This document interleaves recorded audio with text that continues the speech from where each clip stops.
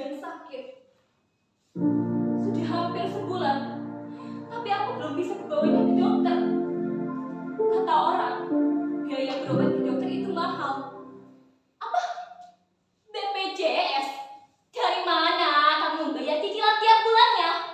Bu Siti yang bekerja di puskesmas pernah bilang, iuran BPJS yang tidak pernah dibayar terancam terkena denda. Ya sudahlah, orang susah dilarang sakit. Itu mengapa sudah hampir sebulan ini aku membantu pekerjaan emak memburu karton, koran, dan botol bekas ke warung-warung. Seiring aku memungut sampah-sampah bekas yang sengaja dibuang sembarangan, aku tak harus berpikir kenapa orang-orang bisa membuang sampah sembarangan. Sementara tong sampah dibiarkan kosong, tak berfungsi sebagaimana mestinya.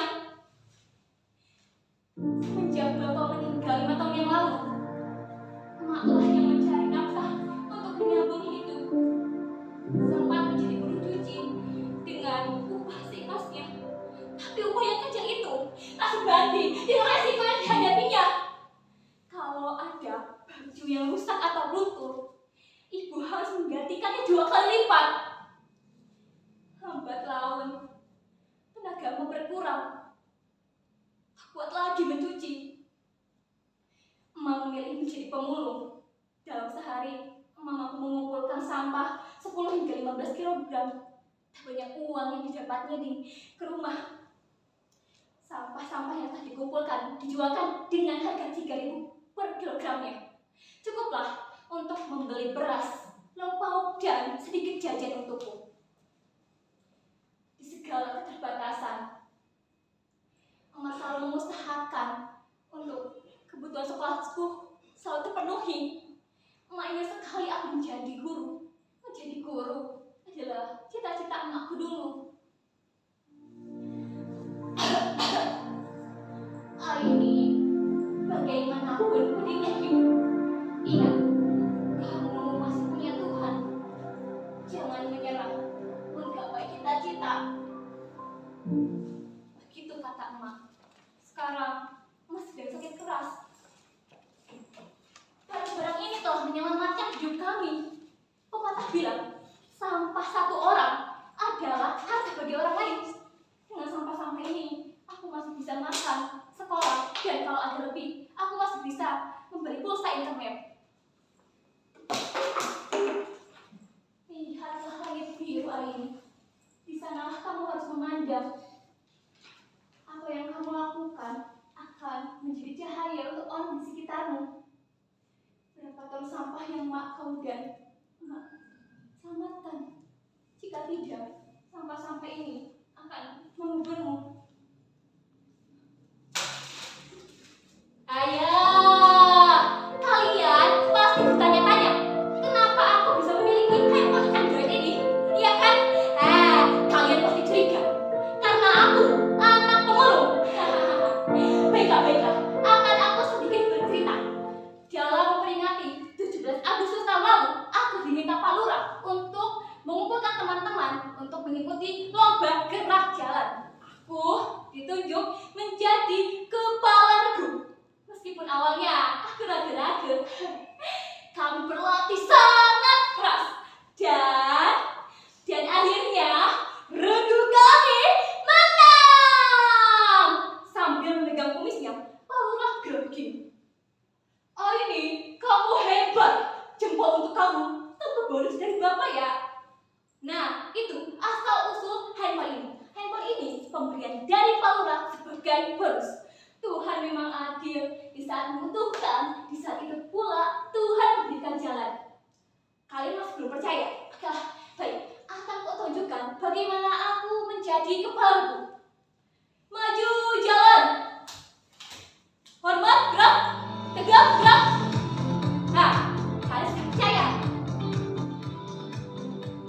Sampah plastik menyebabkan pencemaran pada tanah karena sifatnya yang sulit terdekomposisi. Plastik membutuhkan waktu 10 hingga 20 tahun untuk terlihat secara alami. Konsumsi penduduk saat ini semakin meningkat, tetapi kesadaran untuk mengolah sampah tidak ikut meningkat.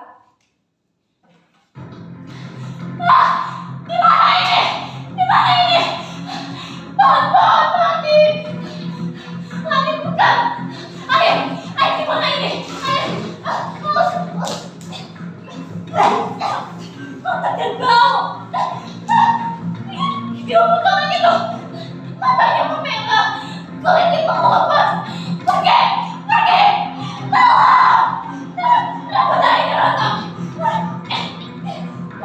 Tolong! Tolong!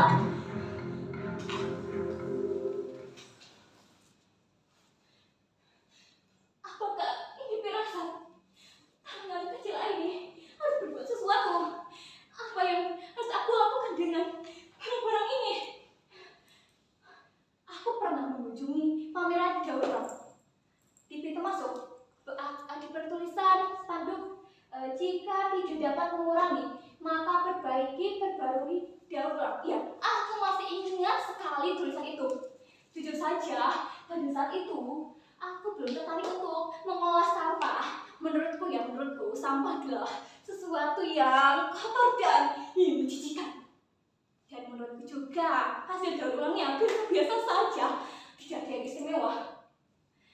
Sekali waktu aku pernah diajak ibu guru mengikuti workshop. Di sana diajarkan bagaimana cara mengolah barang-barang yang tidak bernilai menjadi bermanfaat, seperti vas bunga dari kolam bekas, terus juga ada bunga dari sedotan dan lampu hias dari botol bekas. Selain bermanfaat, barang itu juga bisa dijual dengan harga yang pantas. Lalu bagaimana? Kenapa aku harus malu dan minder? Sibuk berimajinasi dengan penilaian orang lain.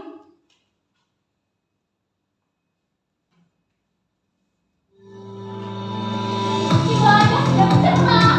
Semangat merealisasikan rencana-rencanaku. La la la. Oh ya, sudah sekarang 17. Emak mengizinkan ruang tamu ini digunakan sebagai galeri sekaligus tempat pelatihan. Jadi ya, saya berulang akan terpajang rapi di ruang ini. Bagaimana kalau mejanya digeserkan di sebelah sini? Nah, bagaimana menurut kalian? Cocok? Bilang saja kalau tidak cocok. Baiklah, kalau tidak sedikit, nah seperti ini. Aku akan mengajak teman dan tetangga sekampung untuk mendaur ulang sampah-sampah ini. Oh iya Pak, terima kasih. Jauh-jauh Bapak datang yang kemari. Sampah ini saya terima dengan senang hati. Terima kasih ya Pak. Saat ini aku tidak usah memungut sampah lagi di warung karena mereka dengan senang hati membawanya ke rumah. Semua orang di rumah ini akhirnya memiliki kesadaran mengolah sampah dari rumah. Ini kemajuan berarti. Melalui postingan media sosial, aktivitas daur ulang lebih cepat dan dilihat banyak orang. Semoga saja apa yang kau lakukan bisa menginspirasi teman-teman sebayaku. Tapi ini harus berjuang untuk biaya berobat emak. Emak lagi minum obat dari warung, emak harus segera sembuh dari penyakitnya. Aini. Kalian sudah datang. Mari masuk. Mari. Nah, ya. Ini barang-barangnya kita pisahkan dulu. Itu kardus-kardus di sana ya. Nah, botol bekas di mana? Iya. Jadi hari ini kita akan membuat ini vas bunga dari lintingan koran bekas. Ya, cukup mudah membuatnya. Halo? Iya, betul saya Aini. Oh iya Pak. Kapan Pak jadwal pemerannya? Oh baik Pak, akan saya usahakan. Baik, terima kasih Pak. Teman-teman, kita mendapatkan undangan pameran bulan depan. Hasil karya daur ulang kita akan dipajang bersama karya pengrajin daur ulang lainnya. Tapi bagaimana kalau produk kita lebih jelek dari mereka? Mereka akan menertawakan, menganggap tak profesional. Aduh, bagaimana ini? Apakah kita harus menolak tawarannya? Tidak. Kita harus optimis, yakin, dan percaya diri.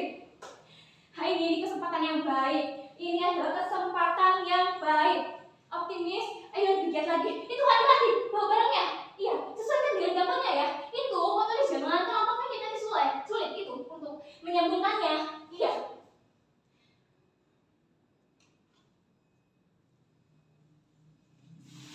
Aku baru saja membawa emak pergi ke dokter. Penyakit emak sebenarnya membutuhkan penanganan khusus. Tapi emak bersikeras ingin pulang. Dokter pun tak begitu jelas menerangkan apa penyakitnya. Aku Tak bertanya lebih jauh, tatapan emak mengisyaratkan supaya cepat membawanya pergi. Di perjalanan pulang, emak berbisik, Aini, kau adalah pahlawan emak. Mataku berkaca-kaca. Aku pun menjawab ucapannya. Aini bangga sama emak, karena kau sungguhnya adalah emak. Oh ya, hari ini Linda, Kiki, dan Eja berjanji berdatang ke rumah. Mereka akan menyumbangkan botol bekas yang telah dikumpulkannya. Mereka juga akan membantu mempublikasikan hasil karya daur ulang ini. Ternyata mereka tidak benar-benar meninggal